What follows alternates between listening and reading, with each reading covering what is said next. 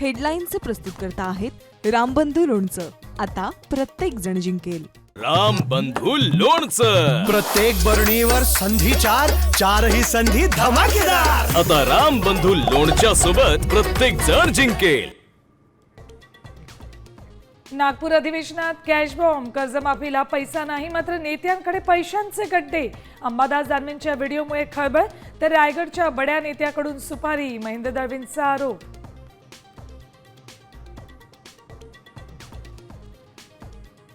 विरोधी पक्ष नेतेपदासाठी भाजपनं खेळी खेळल्याची चर्चा. वडेट्टीवारांना विधानसभेत तर अनिल परबांना परिषदेत विरोधी पक्ष नेतेपद देण्याची तयारी. सूत्रांची माहिती.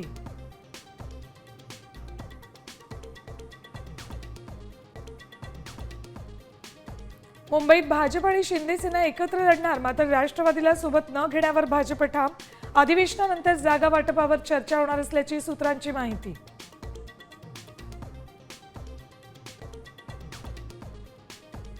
लाडक्या बहिणींसाठी खुशखबर. नोव्हेंबर-डिसेंबरचा लाभ एकत्रित मिळणार. फेब्रुवारीपासून ई-केवायसी न केलेल्या लाडक्या बहिणींचा लाभ कायमचा होणार बंद.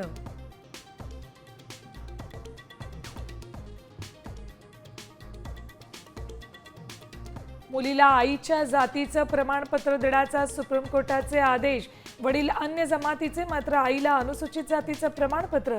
सरन्यायाधीश सूर्यकांत आणि न्यायमूर्ती जॉयमल्या बागचींच्या खंडपीठाचा निर्णय.